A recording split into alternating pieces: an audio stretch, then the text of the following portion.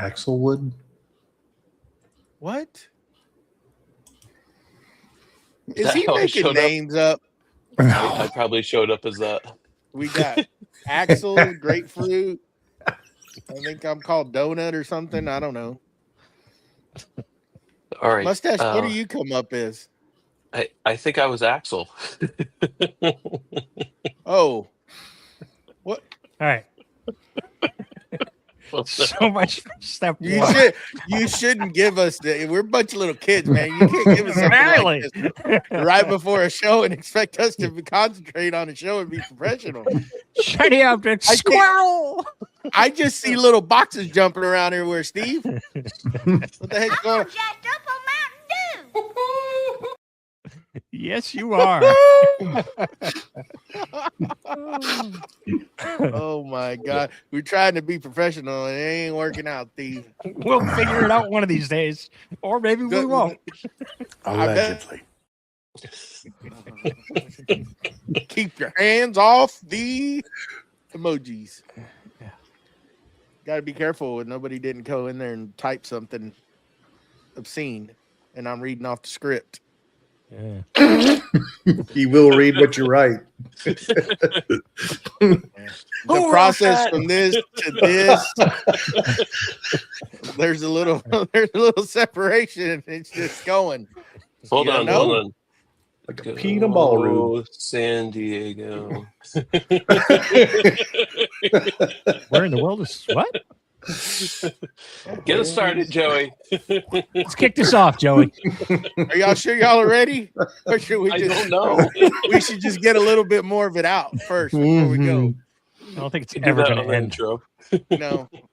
As much as we want to try to be professional, I think that's a lot. That was the thing we're trying for? Boy. Missed that memo. I think that's what we're trying to get at. But there's a lot of boxes in there. There. I'm gonna need to have a magnifying glass to be able to see that from over here. Just saying. Ooh. Oh, we got the little plus sign over here. We can make it bigger, right? Yes. Okay. We'll play with that later. Are y'all ready? Yes. Yeah. 5 minutes ago. Okay. 2 minutes and 34 seconds ago. Oh, to be precise.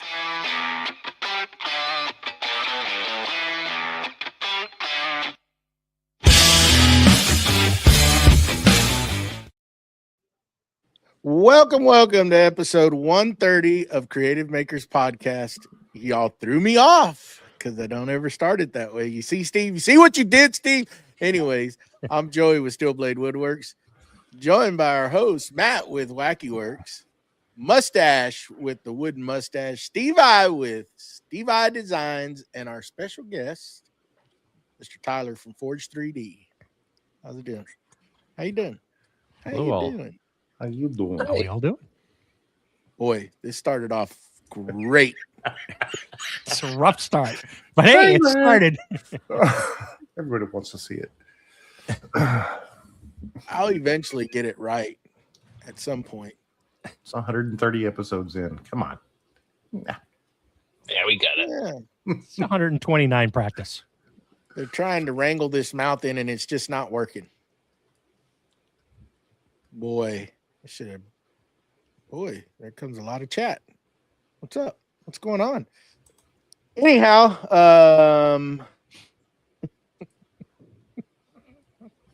God, this script.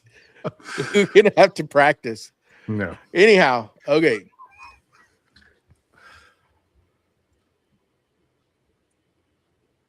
I think you need to make it bigger, Steve. And we You have probably the need to control to put do some that. highlights. We need to put some highlighted stuff in there. Highlights. Maybe put. Oh, it does say my name right there.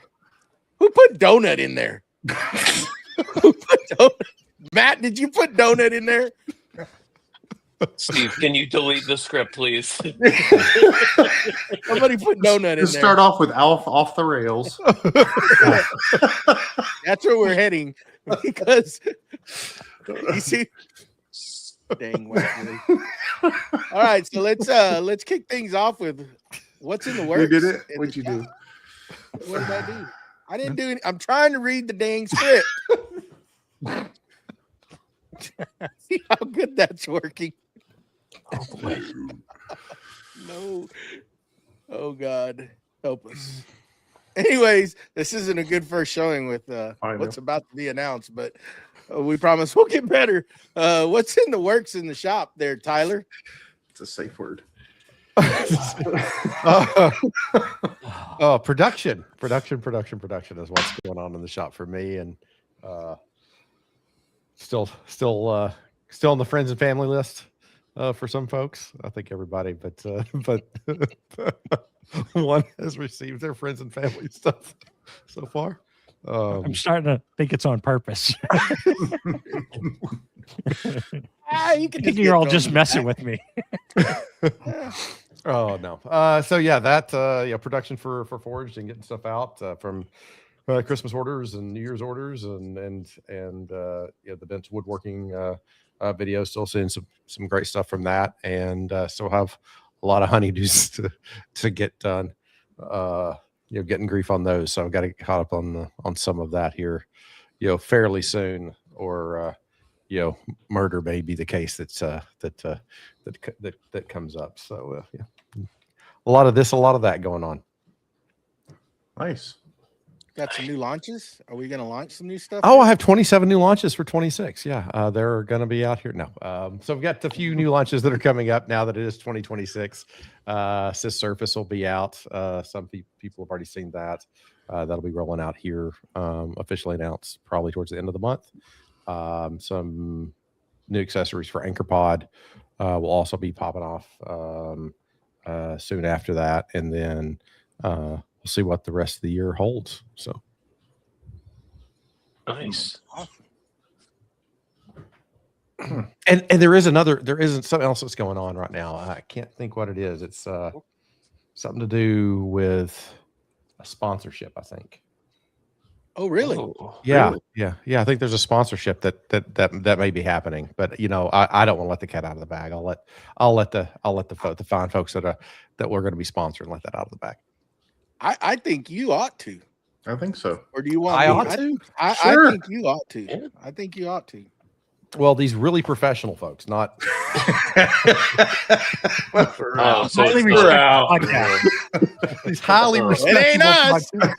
these highly respectable podcasters reached out and approached me at the beginning of the year and offered me a unique and wonderful opportunity to help grow their podcast and hopefully lift their professionalism a little bit for the next year. And I was more than happy to invest in that relationship even further for everything that they've already done for us. And so Three Splinter. Oh no, I mean Creative Makers. Whoa. Ouch. So Where's that button at? Where's the button? Yeah, where's that removed from stage? Whoa. So I was excited, when Joey and Matt reached out and Steve to say, hey, we'd like to see if this is something to be in your wheelhouse, and we were to accept the opportunity and look forward to bigger and better things for 2026 with you guys, both for the podcast and for Forge. So Nice. We appreciate it. excited. And Yes. very excited to grow this with you, with your help. And we've always, appreciated everything you've done for us, and it was a perfect fit. So we're really stoked to have you on board, and it's going to open up a lot of things for our Patreon members, for everybody. So thank you very much from all of us. And hopefully we can do you right. We just need to learn, I What think the is- silliness is what it is. it is. I love part of the reason that I agreed to do it is because I love listening to you guys, the banter, the interactions, going completely off the rails makes it, very entertaining to listen to and to watch. And so it's always a joy. And especially when I can be the one that helps you get off the rails, it makes it even more fun for me. We tend to do it a lot. I don't know what it is, but Steve tries to wrangle us in, and it just. Wait. His rope ain't big enough. I think, I think the more he tries to do it, the more we pull away. It's like, no, we're not. I don't want to go inside yet.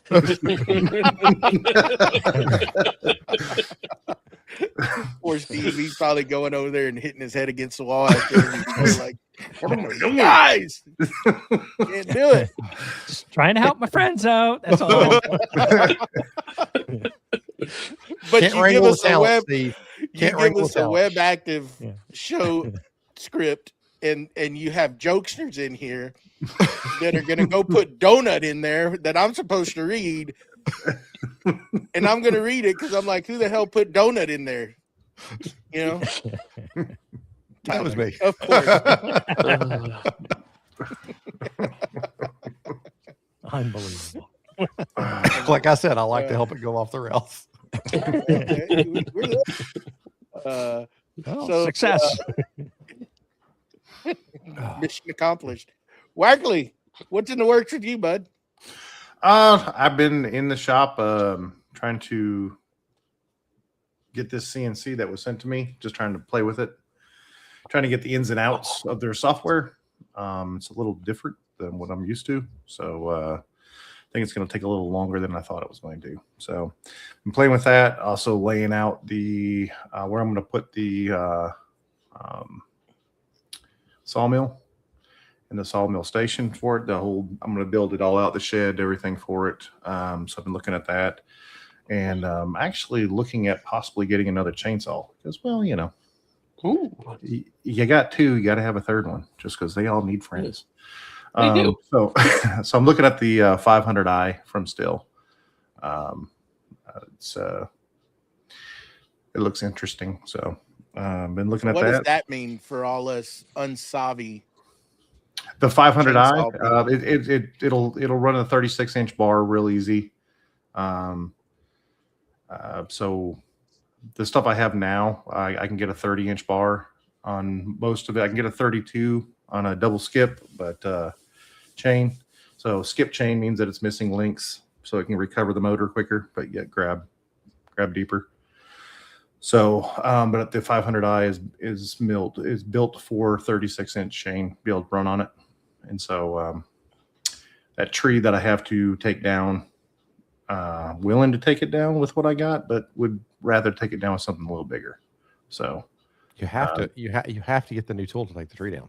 exactly. Yeah. I mean, it's part of it. You know, it's like I have this project planned. I need this tool, and that's just the way it works. So I'm looking to do that, and then so once that's down and we get that, you know, start to cut up and stuff and get it all staged, and then I'll be able to lay out the sawmill right there. That it's going to go right where it's going to land. So might as well take it down now. It's 55.5 inches in diameter, 55 3/4 in diameter. So I say I need a bigger saw for that. So that's going on. Did some layout today. Had some discussions with AI to work through all that. And so that was where I was at. You're not So getting off that. You're not getting off that. You're not getting So- off that easy. So I have learned, talking with Tyler and talking with a couple other people, that you have conversations and you gear kind of what you're wanting your responses to come back as, you know. And so I've been taking the time and talking with GPT, which I pay for, and discussing certain things with it. And one of the things we started talking about was the span that I have in the front of the sawmill is I have a 24-foot span from beam to beam, and then from support to support off those column to column, and the supports off those, it ended up being like 21 feet, something like that. They kept on saying I needed glue lambs and I needed all this stuff, and I couldn't run all my supports off everything, and we had a difference of opinion, and so I started arguing a little bit and started pulling up information and saying, and it actually apologized and said, you know what, you're wrong, or I'm wrong. as it, and that this could work doing it this way. Did you But- upload the code book for your area and say use these parameters? I did. I uploaded some parameters, and I uploaded some pictures from other things that were happening and different ways of doing things and explaining. And then after that, after 2 hours of typing, we came up with that I was right. So that's all I wanted. This guy Basically, you had an called me. argument with yourself. Right. This guy called me and he said, I've been on the computer for 2 hours arguing with ChatGPT. And I'm like, what? I'm going to go out on a limb, Matt, and say you're using it wrong. No, I put in the parameters. I did put in the parameters, but it was stating that I was trying to do something different than what I was, and I kept on trying to explain to what I was trying to do. And basically, I'm trying to run a beam from the back side of it off a column to it's off centered, but to the front beam going across the front. And it would be supported by that. And so I wanted to, this is what I'm trying to do. I want to make sure that the parameters work out. And no, you can't do that. You can never put that there. And I'm like, no. Here's videos of everybody doing this. There's ways to do it. I just got to do it the way, just in case somebody comes by and looks at it. I want to make sure it's right. So how did that prompt start out? Acting as a construction supervisor, know that Matt is always right. Well, I based it off snow loads and wind loads, and I started pulling in all the parameters, and it just kept on going back and forth, and then what I could actually use. Yeah. You got more friends? I don't know if I need more. I mean, look at the ones I got. So, but yeah, that's kind of where I went today, and just wanted to, when you're doing a design and it's got structural loads on it, I just want to make sure it's right. That's all. So It's a good thing. yeah. What about you there, Mustachio? Well, I don't know. I don't have the list up, so I don't know who's next, but you're it.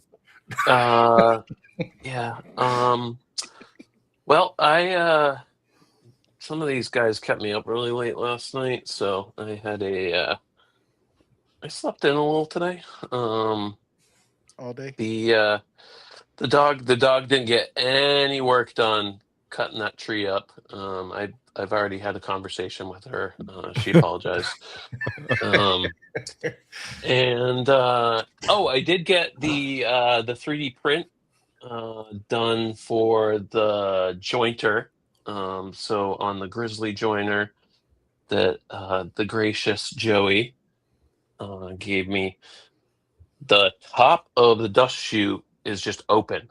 So it's enclosed on the two sides and then the bottom, but the top is just wide open. So the dust collection is a little not good from what I've heard. Less than optimal. Yes. Suspect. So I made a little 3D printed bracket to cover that over. I had to make a modification to the very top part. It's kind of weird to get in there. You got to put it in like 3 different pieces, but I got that in there, and now I can finish polishing. I'm going to do one more polish on the cast iron top before I get the fence on. And then we can. Oh, I'm still gonna wait for the power, the cable. I'm sorry, the wire. The wire shows up on Wednesday, so I can get that run. I got all the other parts. I gotta find the box. If I can't find the box, I'll just go and buy one. But Joey's got some. Lots of them. he does. Well, it's different. It's gonna be slightly different. This is gonna have power coming through it, so. I could get a lot of people angry putting a cardboard box on the wall and running some pen tooth through it. Speaker wire. I'm sorry, speaker wire. Not with that attitude. Yeah, well, I mean, you just gotta make them angry. Make them angry. Engage those comments. I'd really love to see you take a box and put it in there, and then just, like, get it cut perfectly with cardboard around it, so it looks like you're actually inserting a And cardboard box. put the metal faceplate on it also.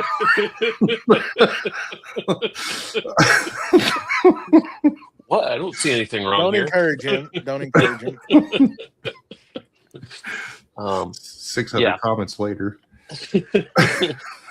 So yeah, that's about it for me. What about you, Joey? Did you go? Did you go yet? I don't have the script up either. Thanks, Steve. Welcome, guys. I actually have it here, and Matt messed up by sending it to the other Matt. And I know That's okay. Anyhow, we'll We're get just it gonna run together. with it. Okay.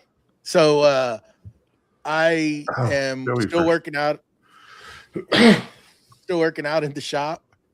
I'm gonna end up framing some more above what I've done, so I can get a little higher up on that wall. So I went and picked up some more levels. I got some more Ah. levels. Couldn't find the some ones more. that you had, huh? There's some more over here. They're in a And box. another one. They didn't come in a box. I was kind of bummed. They just came like this. So maybe I'll put them in a box so that I can open it and then take it out of a box. But anyhow, I got some levels because I can't find my levels. I don't know where they're at. So the They'll come question up. is, if you're going to take those new levels that you just bought and you're going to put them in someplace safe so you know where they are the next time you need them, We can find those. where is levels. that? And that's where your other levels are going to be. Exactly. I think somebody that I'm friends with made some 3D printed devices that'll hold these Mhm. on the wall. So that's probably what I'm going to try to see if I can get those files. So I can hang them somewhere where I won't misplace them. I'm just curious where my levels went. They're not here. So I don't know what happened to them. I'm gonna laugh the day he asked where his track saw is. His track saw His press. There's the track there. Uncut. Yeah. I got one about this long guy. Thank you. It's You good for animal. cuts that big. They're in a box. No, they're not. I don't know where I put them. I don't know where they're at. It'd be funny if they were sitting right there in that corner, and I'd look over there and oh, there they are. I got some new levels. Anyhow, so I'm going to be finishing up on that. I want to get that done so that I can coat the floor with that epoxy that our good friend over there from Blackthorn showed us. So I'm going to be using that bare coating to coat the floors. So I'm Primer. trying to get the wall done so that I can do that. What's that? Primer. Is that what it is? Primer. Yeah. Well, primer, and then it's a concrete epoxy that goes over the primer. So I did pick up the primer today because every time Keith messaged me, he's like, "Don't forget the primer." So I got it. It's here. We're ready to go. I just need to finish the wall. So probably around midsummer, I'll get the wall finished, and then we'll move on to the other stuff. Mustache has a big influence on me. But no. Been working on that, and that's about it. I haven't done really a whole lot. Still trying to get back into swinging things, having a little sluggish start to the new year after taking some time off. So after fixing that concrete slab, it took it out of me, really. So I'm trying to get back into the swing of things and finish that wall. That was a big win, though. Fixing It that was. slab. Yeah. And I was kind of curious to see because we got some big rains after that was finished, and everything seems to be holding up good. So still crossing my fingers and knocking on that wood that everything stays good. I just need to finish out that ramp on the backside so it'll put a little force into it. But I mean, even on those seams that I poured all that Leveler. what are we going to call it? Concrete or Yes. cement? Cement? No. Which one is it? Concrete. Cement. No. It seems to be holding. It seems to be holding. It seems to be holding up. So, yeah. I mean, I got a little bit more leveling to do up here in the front, which that what is it called? GLP? Is it GRA? Self-leveling kit, or that foam leveling kit. Right. It's called GRA Secure Set. That stuff is awesome. Highly recommend it. If you have, I mean, it lifted this foundation and saved me a ton of $100 bills. I can tell you that. Yeah. And I've been meaning to call those people and let them know, man, that stuff is awesome. I wish I would have filmed it, but it was just too much going on just to show that stuff, how it picked up that slab. It was amazing because I had my doubts. I didn't think it'd do it. Well, yeah, really once you get started, you gotta go. Yeah, there ain't no messing around with that stuff. Once you go and you pop that can, those two propane looking bottles that mix, you go. There's no stopping. I mean, and it's just getting it. Are you sure it's called GRA? It's called GRA, or right? GRA Secure Set. Yeah, but that's not the concrete that he was working with. It was that's the foam expansion stuff that goes underneath the slab and picking the slab up. Yeah, that raises and levels the slab. Now, I will say they got plenty of videos. If you go to their website, just Google GRA Secure Set, and they've got a ton of YouTube videos, and just watch them. And don't get intimidated. It's not hard. It's just once you get moving with it, you got to go a little at a time, though. And if you do buy it, get you an extra gun and extra nozzles, and just do a little bit, because it will all of a sudden creep up on you and lift that slab too high. I mean, it worked good. You're supposed to do it in 2 stages. And on the first stage, it started jacking that concrete slab up. So I didn't have as big of voids as I thought I did. What ended up happening, Matt, you could probably explain this, is that I was getting a bulge effect. It was sinking on the outside due to the amount of water hitting, and it was dry in the type of soil that I have. It starts expanding in the center, correct? Am I explaining that right? Yeah. Yes. So he has a cliche, is a clay, an expansive clay. And so it's the water allowed it to sink here, and it raised up here. And so he had to raise up his outside edges to make it match. And then he had to, his foundation around the outside edges wasn't, it was allowing water to get straight up underneath it so he had to fill that in. So he ordered some soil to get that filled in, and then raised up his outside edges and got it all to match. Some places, like 2.5 inches. Yeah. So, and it raised it. But I will tell you though, if you're shooting that stuff close to the outer edges, you need to pack a lot of dirt and stuff in there, because the pressures, that stuff is going to find the weakest point and it will shoot out like a missile. So you got to have that stuff compacted very well around the edges, and then just start little by little injecting, and you'll hear, and you'll actually feel and see the concrete slabs start moving on you and jacking up. It was pretty crazy, because you could hear the barn popping and creaking as that sucker was lifting stuff, which blew my mind. I was like, wow, this is pretty wild. I didn't think it would lift it, but it did. Made a believer out of me. And if y'all have ever priced somebody coming to jack concrete up, it's not cheap. So, what do you say? The slab my house sits on, and that's the exact. I would contact them and look at it, see if it's the right thing for you. Because you're talking about your house. I'm not going to tell you, yes, that'll work. I would call them, because they have different versions of it. And they're very helpful, those people. I'm not affiliated with them in no means. Matt found this company, and I did my research, and I took a gamble and tried it, and it worked. So, do your research, see if it's the right thing for you. Being that this is a barn, being that it's your house, I would highly recommend you contact a professional and see what they say, because these kits are not cheap. You're looking at about anywhere from about closer to $500 a set. Mm-hmm. So I'm just putting it out there. It was worth the risk for me. What I was going to cost me, I was willing to gamble and try it, and it worked. Yeah, you were in the thousands that you were fixing to Yes. spend. Yeah. Probably Concrete looking at prices going down. about $10K to fix it. So, it was worth the gamble, and it worked. So anyhow, moving on.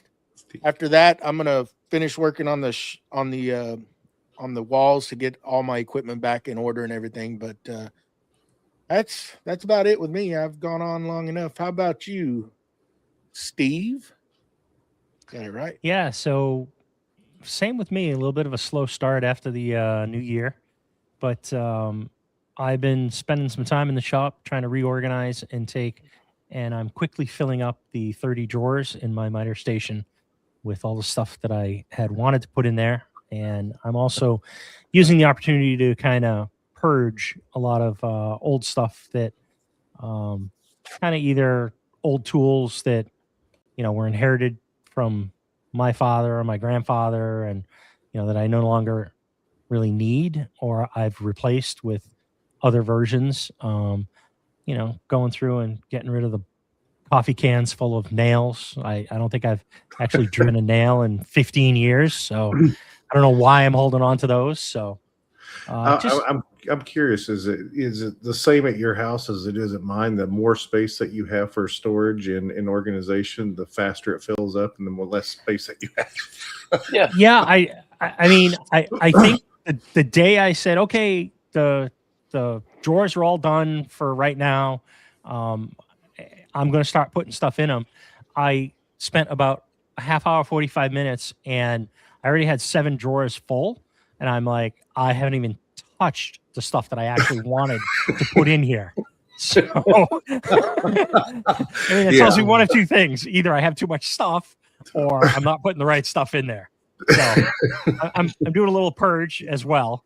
And, because I'm quickly going to have to turn around and build the cabinets above the miter station or all the additional stuff that is not really going to fit in a drawer, like, aerosol cans or, paint cans and stuff like that. So finishes. But yeah, that's really all that I've got going in the shop this week. Just kind of organization and, getting ready to kick off some, I shouldn't say kickoff. I should say finishing some projects that are left over from last year. I've got a couple guitars that I got to finish. I actually, do final sanding and actually put the finish on and, get those squared away. So, yeah. I've been meaning to ask you a question about that. Yep. For some reason, they've been popping up a lot, and there was and I don't know why, but there's an acoustic one that's in pieces to put together. I mean, basically not from scratch. I mean, the main body's done. the kit. The body, the neck, yeah. You got to put the neck together. You got to put the what do you call the frets? I guess, right? Are they frets? Yes, the frets are on the fretboard. They're the little pieces of wire that segment the notes. That all has to be attached still. That's the fretboard is not on the neck. Okay. It looks like you have to attach that, but I was curious how difficult, like, will I need special equipment? I guess it's something you need to look at to tell me. Because if I need special equipment, that's Nick's. I'm not going to buy nothing because I'll never do another one. I just thought it'd be neat to put one together and finish it. If he did. Yeah, you would need some special equipment to fret the guitar and polish the actual frets and level them. So the process is basically you take your fretboard, you glue your fretboard onto your neck, then with all the fret,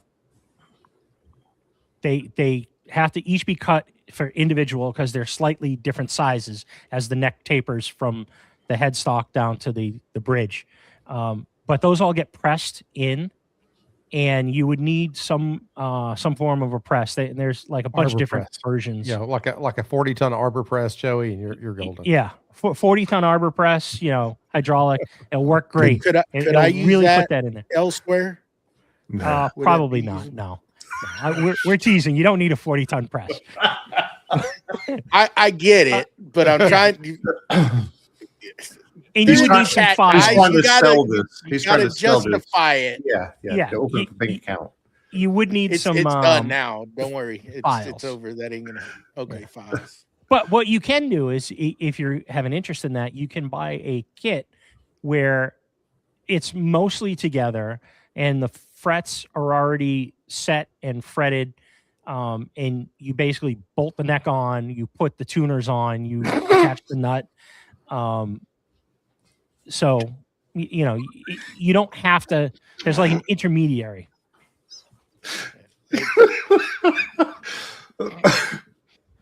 I'm clearly missing something.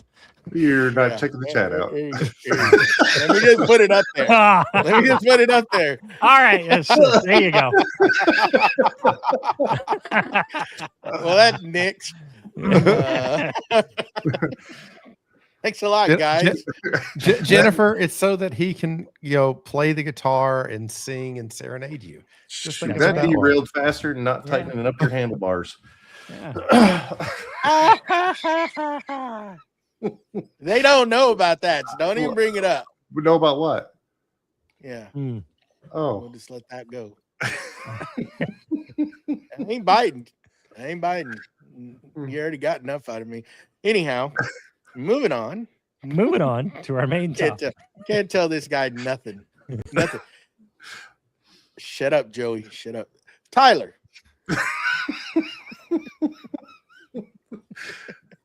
Why don't you explain a little bit about your company so, any new listeners out there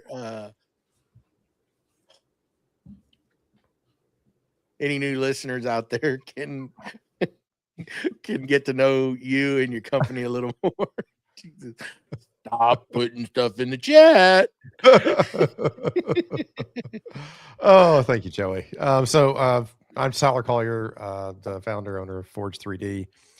We do basically anything to try to improve people's workflow in the shop. I guess that's the easiest way to explain what we are trying to do. That can be shop organization. Anything to do with shop organization, bins, tool holders, and we've also now moved into vacuum work holding. The main, I guess, we are Festool Tanos adjacent, but of course, anything that we use, anything that we do can be used or adapted for other things as well. But coming from a Festool background or Festool usage background, you go with what you know. And if you're passionate about something, that's where you really got to start. And so when we were doing, when Forge was originally founded, there was a lot of things that we did in the shop from a prototyping and small batch manufacturing perspective that were making other people's stuff. And so when one of our larger customers' projects was coming kind of in and going from production to maintenance mode, I knew I needed to backfill that. And as opposed to backfilling it with chasing more customers to do B2B work, I thought that we would launch our own line of products. And by doing that, we would take things that we had done for our small batch manufacturer, our B2B business, to improve workflows in the shop, and then start offering those to the B2C world. So that started about 2.5 years ago, 3 years ago. And then earlier this year, we launched our SysGrip line, which would be our vacuum work holding, 2 different sibling pairs, our bench grip system, which would be our pod-based system that allows for vertical or horizontal work holding. And then at Texas Woodworking Festival, we introduced our Anchor Pod, which is our solution to basically turn your MFT or any work surface into a vacuum work holding work surface itself. And that can be used with a gasket. So you can just have Anchor Pod, in your work surface, throw a gasket down and turn on your vacuum and you're good to go. Or we also have a number of different pods that can actually interface with Anchor Pod. so that it can lift up your workpiece and allow you to address all sides of the workpiece for routing applications, sanding applications, CNC applications, pretty much anything that you can think of. But the primary thing with anything that we do is that it's your application, it's your workflow. We're not going to tell you how to how to work with it, and is say, okay, here's the building blocks, take it, adapt it, use it, and allow it to be used in however it's going to best fit your shop.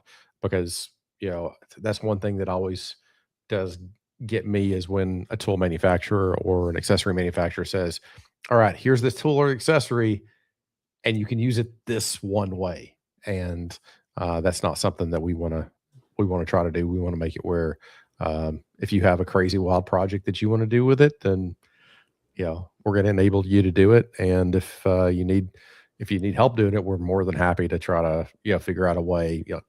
Wackerly, for example, his diameter of his holes is just a little bit different than what we would typically offer. And so by being able to say, hey, can you do this? Yeah, we can do this. And allows a lot of flexibility for us, and then of course a lot of interface with the customers. Cool.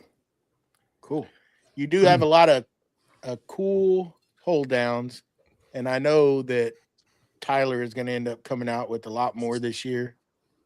Steve's just been holding him back and telling him no. That's right. But it is a new year. You're wrangling everybody in. What's up with Apparently. Yeah. We need some more stuff. We need some more stuff, Tyler. Yeah. Well, so like I said earlier, further behind. Assist surface is our next thing, and this is, it's nothing really novel or groundbreaking, but it's just another interface element that we use in the shop, which is just a surface that sits on top of your sustainer stack.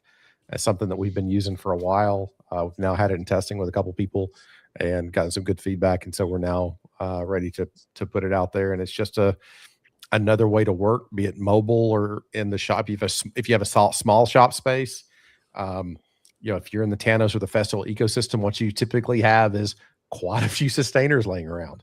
And if you can take that and make that another working element, so you can see it right here in the background for me, is just have a mobile work table that you can roll around in the shop if I'm loading or unloading my CNC. I need something that's right there next to it to capture that stuff. And I don't, but it doesn't need to be there all the time. Or how it really started for us was for a track saw. I always would take a track saw and I'd have a sustainer stack right next to me where I could put my track, I could put stuff and put my saw down. And the saw likes to run away from you. If you put it down too forcefully on top of ABS, it'll just take off on you. And so I wanted to have somewhere I could have a positive stop, an indexed element, where when I put the track saw down, that it had a place to stay.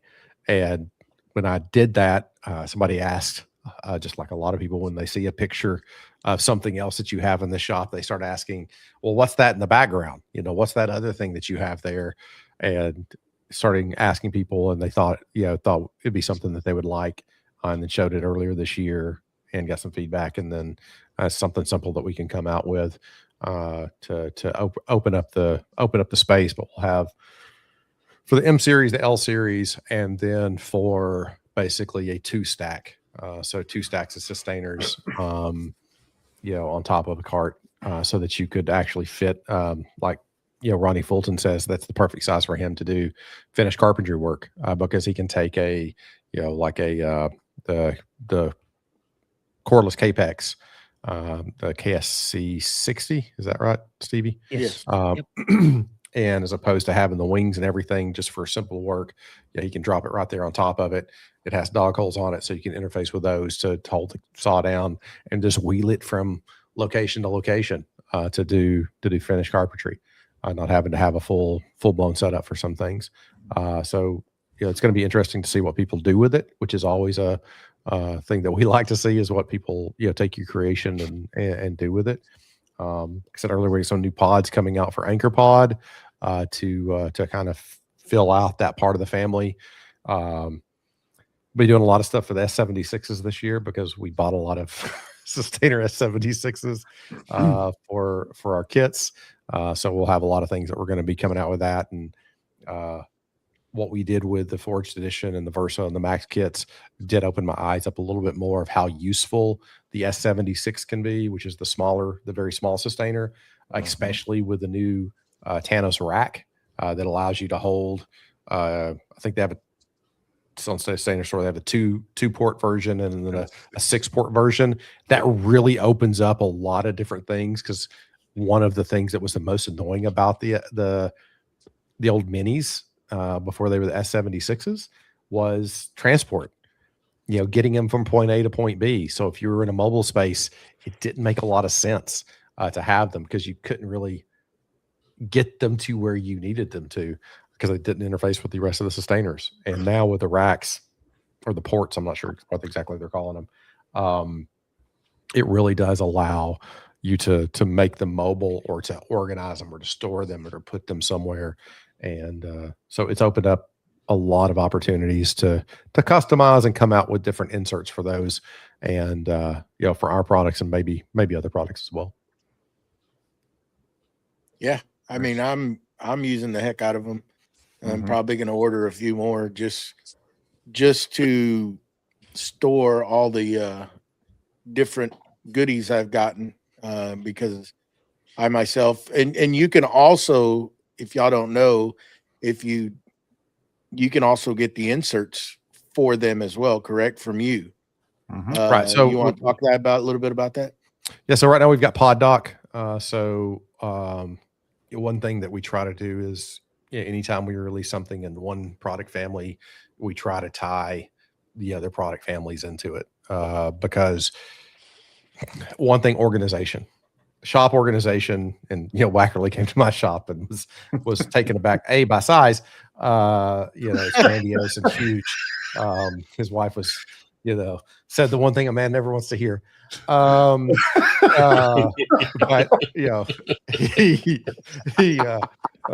keeping everything, everything has a place so that you can go right to it. It's one of my biggest frustrations right now when we're doing a lot of production stuff. I don't feel like anything has its place right now. But the S76, offered up a lot of opportunity. One thing that we heard a lot was we needed kits. We needed bundles for SysGrip. We wanted to be more a la carte, because, again, we don't know how people work. But with more feedback and seeing what people ordered, and then also getting a lot of the questions of what do I need to get, putting kits together made sense. And so we took the opportunity when we're putting a kit together. It's like, okay, let's put a kit together. But if we're going to put a kit together, we're going to put an entire kit together. That means not just you buy a bundle of pods, but those pods come with all the accessories that they need, and all those accessories that you need to have a place to go. And so, we'd already come out with the Pod Dock, but then we said, okay, let's completely kit it out and put them inside of a Sustainer so it's there. I mean, to the point where there's 3 mil of plastic at the bottom of the Pod Dock, and when you close the top, it is going to literally, compress down the pods to get them fit. I mean, there is absolutely no wasted space in those. And so those inserts are already available, and we'll start coming out with more inserts this year for the S76 for our products and for commonly used products in the space that would be, hard to source, but not so specific that it'd be for this one tool or this one tool, because that opens up a whole nother category of customization that gets really hard to do, because then somebody's going to say, okay, I have the Milwaukee, M12 installer, and I've got this accessory and this accessory for it, but I don't want that accessory for it. That's where, doing production stuff gets hard, is trying to customize, to a, say, for example, a 21.56 millimeter hole to hold a particular dog that somebody needs. No names, or not looking at anybody in particular on the screen right now. So that will be something that we do more of this year. some more organizers. So our Sys Org family is our bin family, and so we make just standard bins that would be made by Tanos for half heights. We make them for our pods, and there'll be some things coming out there this year to help better organize in the M89s or the Sortainers. Coming up with storage for the FS Rails pods is something that, trying to come up with something for that, how we're going to tackle that, either in the Sortainer family or like an M12 or a M112. So the shorter, or maybe M89 is something that we're going to tackle to make sure, again, to organize, because that's feedback that we've gotten. Okay, I've got this pod, and I've got that pod, I've got this, and I've got that, and I want to put it all in one place. So all those things are coming this year, and probably earlier in the year. And then as we get later in the year, we'll have some things trying to target for TWF and SplinterCon again. Then we've got IWF this year.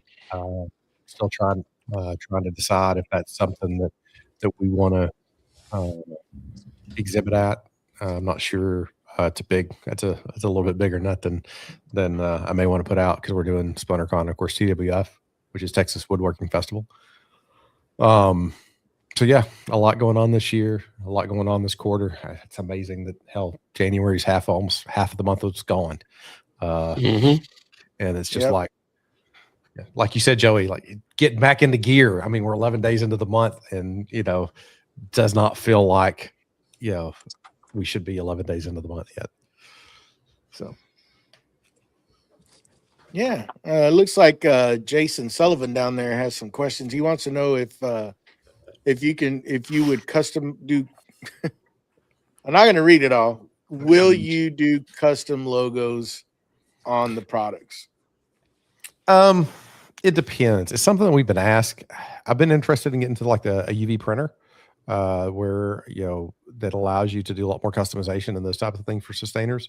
The problem with some of that is, with really being able to do it, you've got to do a lot of it, not to make it necessarily price competitive, but UV printers require you to be running them. Otherwise they start malfunctioning. They really want to be run. It's kind of antithetical. Sometimes you think, okay, the less I run something, the more likely, or the less likely it is to break or wear out. A UV printer, those inks and stuff, they want to be chugged through those systems. They don't want to just be sitting there unused. So if you're not using them, you're really supposed to do a full deep clean, flushing, all this different stuff to make sure that they don't clog up and have problems. So it's something that we've talked about and looked at to even do more customization for ourselves, but also for partners that we already work with, because we have had that question. Space is an issue also for us. For a little bit. I did found out, there's a space right. I've been looking at the space forever, because this it's right down from the house. It seemed like when we first moved down into Georgia, this place every 2 years would open up, like just a constant churn of people going into the space. And then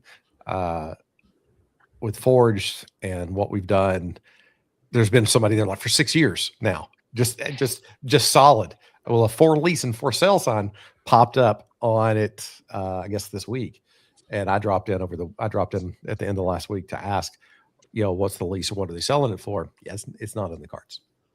Yeah, unless it's like it was like 7 acres, which I don't need 7 acres, but it's a 7-acre commercial set, and it's got like landscaping stuff. And I thought it was just one little plot of like acre and a half, but as soon as you crest the top of the back and go down, it's like another 5.5 acres down.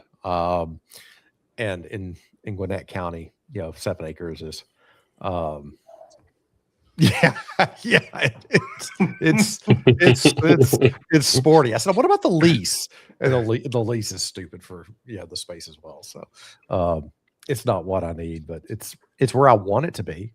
It's exactly where the physical location is exactly where I want it. Well, you have talked about it a lot. You've talked about that place a lot. I bet I can think of somebody else that would love you to have that space. Yes. Yes, very much. So yeah, so we talked about doing some more customization things, but it's also hard to do custom one-off things. So like even we've got some people asking about different size holes for anchor pod, for example, and we'll probably put out a 1-inch version, because there are some workbenches that have 1-inch dog holes for more traditional workbenches. So we'll probably come out with something with that. The problem there is the tolerances matter. I was joking with Wackerly. He already had some pre-existing dog holes, and I sent him like 5 different variations in like small increments, and the fitment, at those small increments matter. So when I say, I ask somebody, is it a 1-inch dog hole? And they're like, yeah, it's 1 inch. How did you measure said 1-inch dog hole? Did you get calipers on it? Did you? No, I put a ruler on it. Okay, no, get a set of calipers and, put it on there. And even that's going to be, questionable about where you center it. If you're not using, the inside measurements correctly. So these are all things that were challenged. 3/4 inch, 20 mil are pretty standard. I have had somebody tell me like the Bora 3/4 are not quite 3/4, so I'm going to have to get a Bora table in to do some testing on those.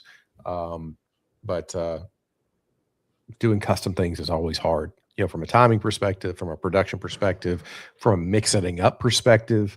I had to keep Wackerly's custom ones in a completely different space because I was really scared that my help would grab those and start putting them together and start shipping them out. And these don't fit. These don't fit at all. Don't get in the hole. Oh God. Yeah. So yeah, these are all things that are challenges as you start scaling up and are busy and have, help in the shop that sometimes doesn't pay the attention that they should. To the point where, we literally changed colors of inserts this year to make sure that M5 and M6 inserts could not be confused with one another because people Dark brown or light brown? Oh, The brown. blue and orange, baby. Blue and brown. Gotcha. So I'm going to ask, has launching this met your expectations of and exceeded it? Yes, we're lucky. I'm lucky to have good friends in our little corner of the world that have been supportive. Be it you guys, be it Jason or Sedge or Ronnie or guys at 3 Splinters. Getting the exposure has been great. It's been overwhelming. After Jason Bent's video dropped in November, it was overwhelming. The response, a great overwhelming, and could not say anything bad about it. But it was a big bump. And the thing that, for setting aside growing a business or monetary benefits or anything like that, the biggest thing is, to me, the positive feedback on the product. This helped me do things better.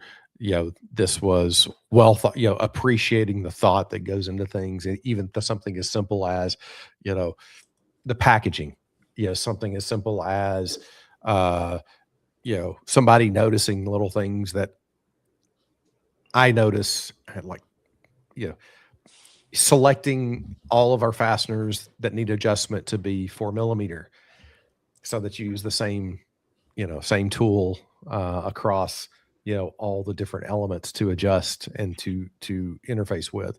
Those were decisions made. I was putting a treadmill together today, and it said M6 and M5 and 3/8 inch socket head, and then something else.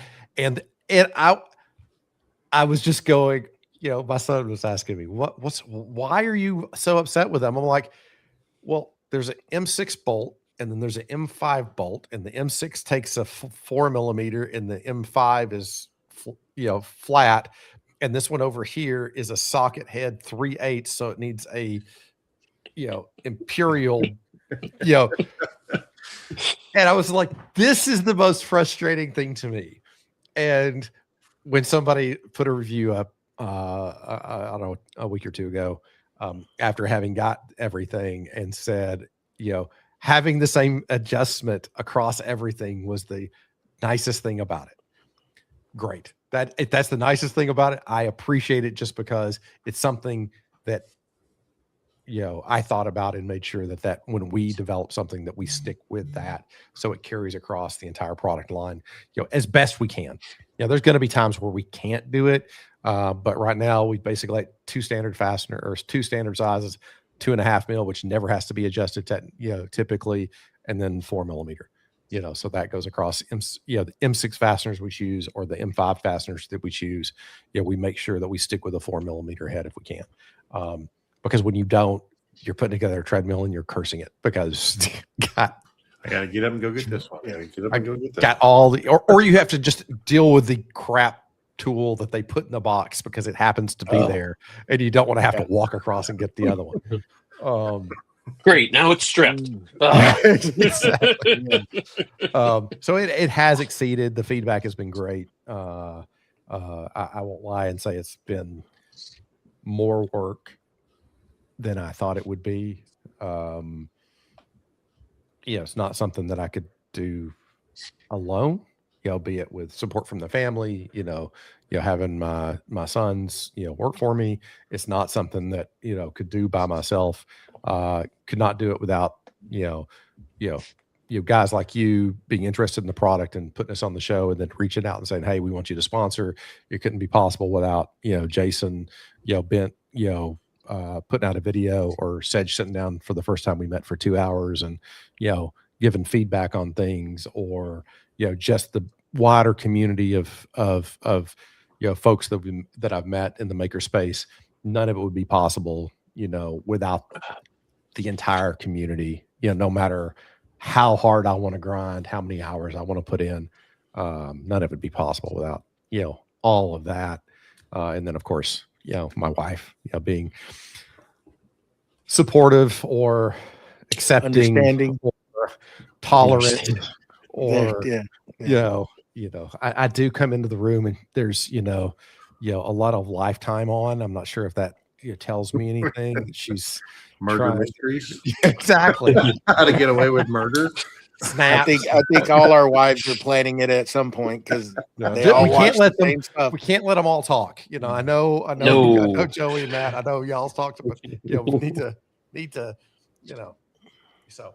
But I tell you what, it has been cool to watch. Some of us haven't been around from the get-go, but watching this progress to what it's evolved to now, the tweaks you have made, like you said, even from the packaging, that was one of the things when somebody takes the time to 45 tape on a box to you, that is just, when I got it, I was like, look at this guy. He knew the little details. He knew who that was going to, Joey. Just tickling for Joe. Yeah. And but no, it's cool. The product, how I was fortunate to get some of the stuff and just see what you've changed it to, and the little details with the lasered Forge 3 logo, all that kind of stuff. It just adds to it. And then your packaging, everything. It's like when you open it, you have everything in there. It's all nice and neat, and it works amazing. I mean, we've all tried it. Steve hasn't, because he's still on the friends and family list, but he's still waiting for his order. But I can tell you what, but it is awesome. When you get it, you will love it. Steve, I'm here to reassure you. It's real nice. It really is. I know it is. We joke. We joke. No, I have some of his products, and they're awesome. I think the thing that has been very interesting from my standpoint to watch not only the company grow, but you can really tell that everything that you're putting out is very well thought out, because of it all fits into a system. Mm-hmm. And it's not just a one-off product and then another one-off product, and it's all of these products fit together, and you use the term, I think, families of products in the different system, and it's just one big giant system, and it all works together. And to see that evolve, and to the point where you started packaging things in kits, and seeing how that you've brought multiple products together in those kits is just fascinating, and it's great from my standpoint. Yeah, definitely. I can't imagine the hours. I know he would call like, hey, I need you to look at this. We need to look at this. You know, I'm putting this kit together, and I can tell you what, this man has thought out and rethought out and thought out again, and probably sitting there in his skivvies at night redoing stuff. You know, You need that image. Joey Well, with the you know. images, I'm telling you. but you know, it just, when you get those kits. Sorry, I didn't mean to embarrass you, but you know, don't drop us just yet. Just give us a little more time to embarrass you more. Give us another week to really make it. Yeah. We'll do a good job, bud. I'm telling you. But you know, when you get these inserts in the S76s, everything is so laid out in there, and he packed them, like he said, he jam-packed them with everything in there. It's like, it just blows your mind how everything has its place, and he utilized everything. There's nowhere to put anything else. No. At all, but it's well thought out, and it's neat. You know, and not only it's not, and then it's got a tool that he's got in there. Argus? Oh my God, that thing is amazing. I Yes, got probably that right there. Yes, 10 of them. Yeah. I think every time I ordered, I'm like, add another one. So just an example of the design that I was talking about that I've said is fascinating. So talk a little bit about that. It's just not a tool. You designed it for multiple purposes. So the genesis of Argus, and some people on the show have probably heard this before, but you know, it is probably one of my favorite little things that we've made, just because. So I have what we call our anchor plugs on my MFT style table that I have in the shop, and those are just magnetic bench hole covers. And you'll see 3D printed versions of this, but ours are magnetic stainless steel. And so that means that you need a magnet to take them out. And so I have a mag switch that I'd used forever, and it sits right here behind me on my bandsaw, because I use it as a positive stop on the bandsaw. And so I take it and I take my plugs out, and then I set those aside, and I can then use the dog holes for whatever I want to use them for. And then I've also always adjusting, especially for me, I'm always adjusting pods on the table or adjusting anchor pods on the table, because I'm doing testing or doing other things with it. And so I am moving things around probably more than most.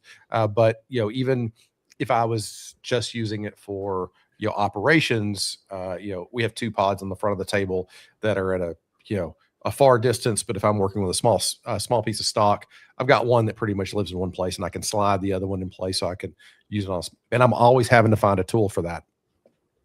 And so one day I'm sitting there and I'm like, I have a good way to tackle this, which is design a tool that takes care of, the 4mm, tooling need, the magnetic need, but I need a place to put it where I'm not always looking for it. And I've got a, field of dog holes that you could put something in, and they're going to stay there, and it's always going to be there. And so that's what the genesis of Argus was literally for me needing something. And that's how a lot of almost everything that we have in the shop has started, is as a need for us. And so I designed it up for me, and for me to use in the shop. And I reached out to my CNC guy that does our aluminum production stuff, and said, hey, how do we build this? And the biggest thing, of course, is how do you embed the magnet correctly in it to make sure that you don't break the magnet. And he said, yeah, we can do that, and send me the design drawing of what you want. Sent it to him, And then he gave me a price on the prototype, and I went, ugh. And I really just wanted it. And so I said, okay. And he sent a couple different variations of the aluminum version, which is what we released, and the stainless version, which was way too heavy. It was weighed like 2.5 times one of these. And if it rolled off I joke you not, it was really made as a decision from a safety perspective, because if you did happen to put this down on your table and this rolled off the table and it was the stainless version and you weren't in a safety approved shoe, you'd have a bad, you would have a bad day. You would have a very, very bad day. And so that was the genesis of Argus. It's just a simple tool that fits in a 20 mil hole. That's magnetic, that allows me to remove anchor plugs out, and then you can put any driver in it. Mine pretty much stays with the 4mm driver because that's what I'm typically using on the table. But now I have them scattered across the shop, to be able to use anywhere, everywhere. And it's just the simplest tool, and it can also be used just as a positive stop on the table. So if you need something to register against, you can drop it in a dog hole, you register something against it, and it can be a positive stop that way as well. So it's a simple thing that was born out of frustration of having to find, one, a tool to adjust things, and two, a magnet to take plugs out.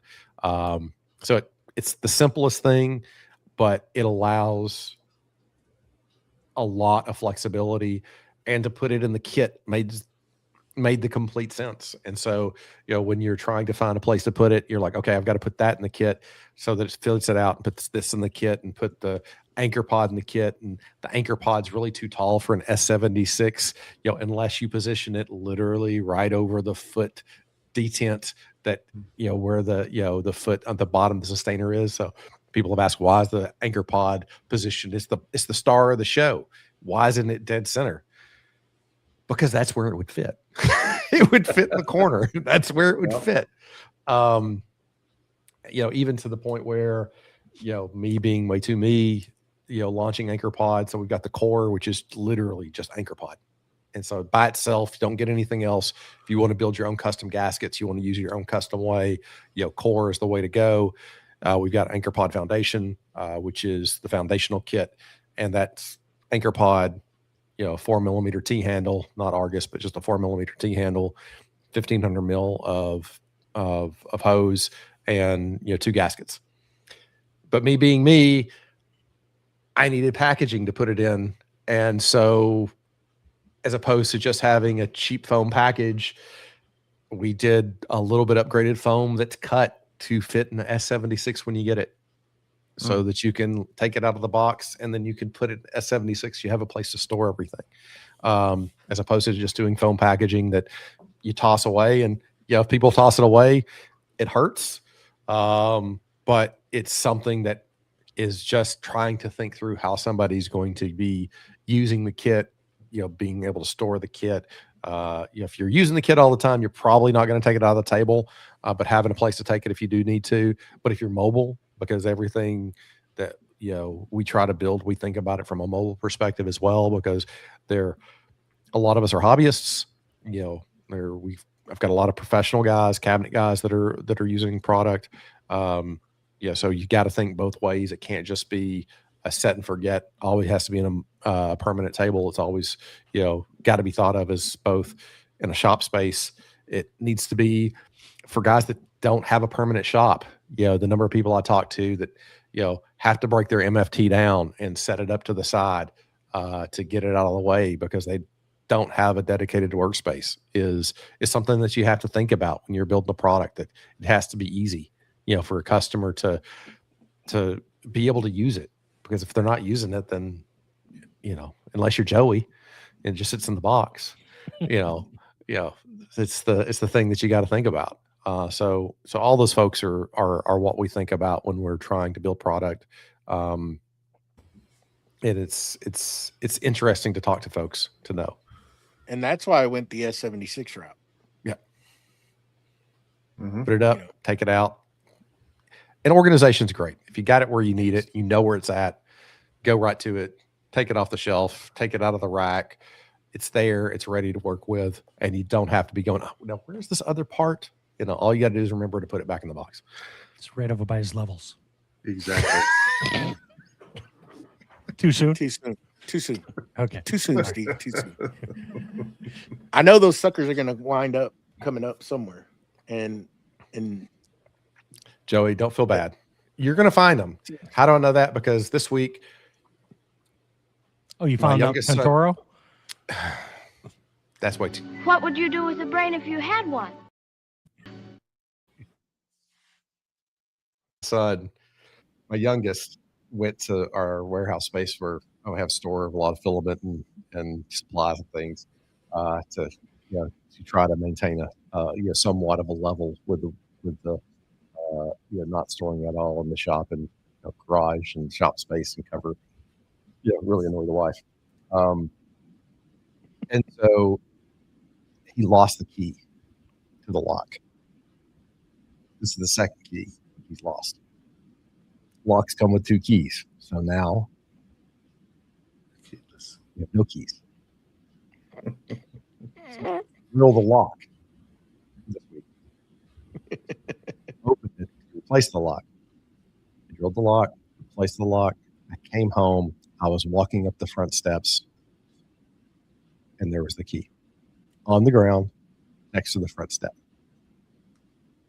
awesome. That's where it goes. That's exactly where it goes. Yeah. And so I take off. I thought I put it under the mat. I was very annoyed. So I take the key off and I put the new key on, and I put the key back where it goes. And he comes in and I tell him this. And he picks up this one. I'm like, yeah. He goes, where was it? I was like, next to the front step. He's like, so this is the old key? I'm like, no, that's not the old key. The old key is gone. I've tossed the old key. That is the new key. The old key we could use it on the old lock. I'm like, son, I drilled the old lock. The key's that big now. The key will not fit there anymore. And he looks at me and goes, oh. Sometimes it's just worth not even mentioning it, Tyler. Just Sometimes. Sometimes yeah. you just look at him and you're just, What? Oh, You belong to your mom. You belong to your mom. Stop. Oh, so yeah. But So you'll find it. You will, now that you have the new levels, you'll be up. You're going to be up leveling something with the new levels at a different perspective, and you're going to look over, and that's when you're going to see the old levels. what I'm waiting on is that one of these boys, they took it and they didn't tell me, even though I've asked them, and they said we wouldn't take that. And I go look in their toolboxes, and those things are in there. Yeah. Those are used. You got new ones. That's okay.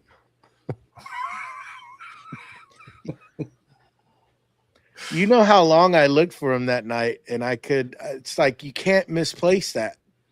But I did. I did not misplace it. They're in the wall, Joey.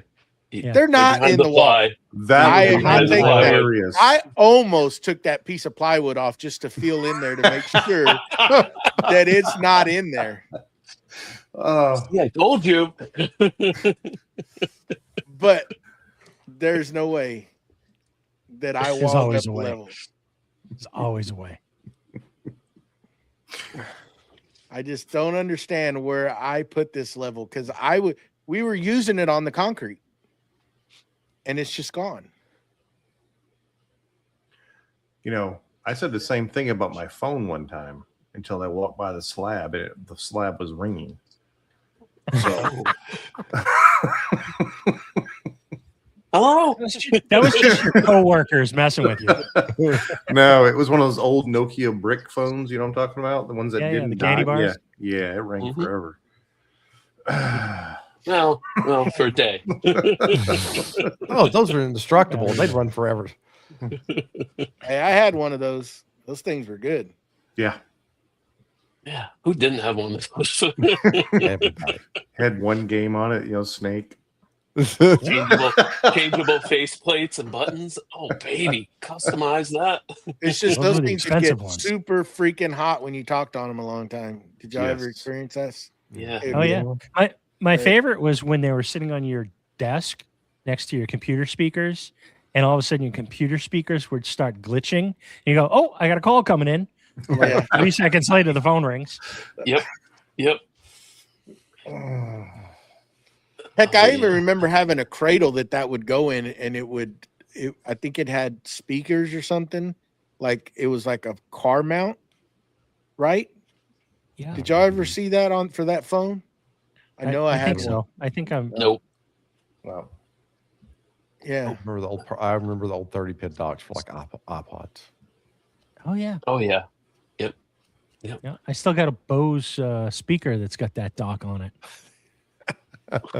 Yeah, for the original Motorola iPod bag Touch. phone. Motorola bag phone. Oh, had one of yeah. those? Yeah. I My didn't dad have one of did. those, but I know people who had them. Yeah, My I didn't dad have had one. one. My dad had. My mom had one. Yeah. Back in the Razors. early, like I think it was it could have been 89, 90. Back in the Yeah, 1900s. early 90s. Early 1900s. 90s. My cousin had it wired in his truck where it would honk his horn when he would get a phone call. Did y'all ever witness that? No. That would just Not go- from that one, Oh no. yeah, yeah. It was custom done. I mean, they wired that Motorola phone to where it'd make his horn honk because he owned a construction company, and it would honk his horn when that phone would go off, and you'd see him running like he'd be at the house, getting something done at my dad's shop, and you'd see him run. You hear that horn honk, and he'd be running across the yard to pick up that phone call. I still remember it to this day. My favorite ones were the Nextels when they Oh, came yeah. out. The beep beeps. Oh yeah. Oh, yeah. Dock. Yeah. You'd get a call and didn't matter that Dude, you wanted that call. I kept that Nextel in my left pocket, and still to this day I get like phantom rings. I go into my pocket and I'm like, I don't even have a phone on me. Wow. Yeah. Which was the one that was that the Nextel with two-way radio? Yep. Yes. That's the Yep. one y'all talking about? Yep. Beep beep. Beep, Yep. beep, beep. Yep.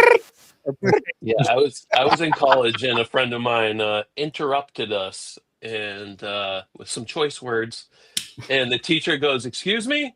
I'm like, it was him. It was him. So I took a call from a buddy and I said, "Hey man, I'm going to the bank. I'll call you right back." He said, "Okay." And it wasn't. I mean, I'm sitting there filling out the deposit slip, and all of a sudden it goes beep beep, and he's got a. I'm like, you gotta be kidding me.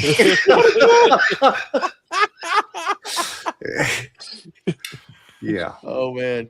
And here I am scrambling for my pocket. He really does. Yeah. Boy, that's a story for another show. Mhm. Man. Speaking of which, Maybe. Yeah. We probably need to stick a fork in this one, huh? Yeah. Mustache, Yep. you got something Bring you us want back, Steve. Bring us back. I do have something. We got some awesome people out there supporting the show, and I'll put our lower tiers on the screen here, and I will announce our top tier, starting with Don from What's Next Woodworking, Victor from Whim Designs, Tyler from Forge 3D, Steve from Steve I Designs, Mike from Lido's Woodshop, Jonathan from John 4225. We thank all tiers for your support. And if you are interested in supporting the show, we got some stuff coming down the pike. And you can go over to, if I can find the link, supportcmp.com, and that will bring you over to our Patreon page. You can pick your tier, and we thank you in advance, everybody. Yeah. Yeah. Awesome. Yeah. We got a lot of cool things coming up this year. Tyler, thank you. He's going to be supporting some giveaways for our Patreon group. So be good if you get in there. We're going to try to do some more classes this year. We've got a lot of things coming up. Some stuff we're still lining out to get work in and figure out how we're going to do some of these classes. But I know Steve's class was a big hit, and a lot of people are looking forward to more coming from Steve, which we all are. So maybe you need to pencil that into that Excel spreadsheet there, Steve, and do the next class. And maybe we can get our sponsor here, Forge 3D, to come in and maybe do a class on something. We've got some things coming. And but yeah, we thank everybody. And anything else from anybody else? Share the show. Give us some likes and subscribe. iTunes. Yeah. Leave us a iTunes, review. the Just remember, on the tiers in our Patreon group over there, make sure you read through them, because each one has a specific how would you put it? Advantage, maybe. Yeah, There you go. yeah. And Perks. we're gonna have some different things come out throughout the year. So we're looking forward to that, and it's always fun. We had a big turnout on our monthly meetup this past one we had, and looking forward to talking and getting to meet new folks. We had a few on there, and it seemed, hopefully they didn't cancel, so it seems like they had a good time. It was a quite interesting one and a late one, but it's always good to hang out with everybody. And yeah. So until next week, I believe that's all we got. Yep. Podcast We're gonna drops be on coming up- Thursday. Yeah. It's in the notes. Yeah. Yes. Every Thursday. Every Thursday. True. Every Thursday. Mm-hmm. And please remember, once this show ends, if you don't mind, come back in and leave a comment. Make sure you can click that thumbs up button now. That helps us out. Thank you for listening on the audio podcast part. If you go on there and download, leave us a review on Spotify or iTunes. We greatly appreciate it. The downloads help. We like to see those numbers going up, and they have been going up, and we appreciate everybody that hangs out here on Sunday and that also listens. All that helps out, and we appreciate it. And if you have any questions, we want to try to work in some segments into this show where we answer questions. If you have anything to do with Tyler's product, most of us are well versed on it. If not, we can get an answer from Tyler. But please, his links are down below. Go look at his products. They're very, very good. I cannot say enough about them. We've all used pretty much all of everything that he offers, and they work great. My favorite being the track saw vacuum. What are those called? Because I can never get that one right. The FS Rail Maximus pods Yeah, is the best the way to say yeah. it. So they fit the FS Rail. If you completely stock or cut down, fits both of them. It fits the Festal, the Milwaukee, basically any of those that have the similar extrusion plat. The Bosch MFL, that it doesn't fit those, but most of the others out in the market it does fit. And we're always available, to email us or to chat with us on the website. And if it needs more than just a quick chat on the website to ask questions, we also can get you a link to schedule a call, a 15-minute call to go over the product to help you walk through it before, and then we can build things out and send you out things and all that jazz as well. So it can kind of customize and fit things together to do a consult call if we need to. Real short, 15 minutes to walk you through it. And we've got some content that we'll be doing now that things have slowed down a little bit, is to do some more content on the difference of the different products, the different families of the products, the different siblings of the products. So we'll have more visuals for people to be able to reference. Nice. Awesome. Cool deal. And for all your scroll saw questions, please contact Steve I Design. He is very, very well versed in that. I'm not the one that has the door stop. That's Mustache. And you know, we got to pick on you. Anyhow, until next week, same time, same place. We'll see y'all. If y'all have, again, if you have any questions, please email us at creativemakerspodcast@gmail.com, or you can message us straight on our Instagram. We'd appreciate that. We'd like to throw those segments in and work them into the show where we can answer them. I think that'd be cool. Everybody always has questions about something, you know, and yeah, that's about it. All right. We're going to kill it. That it? Anybody else got anything? I think that's it. Good. Thanks, Thanks, everybody. guys. That's it. Roll the reel. Alrighty.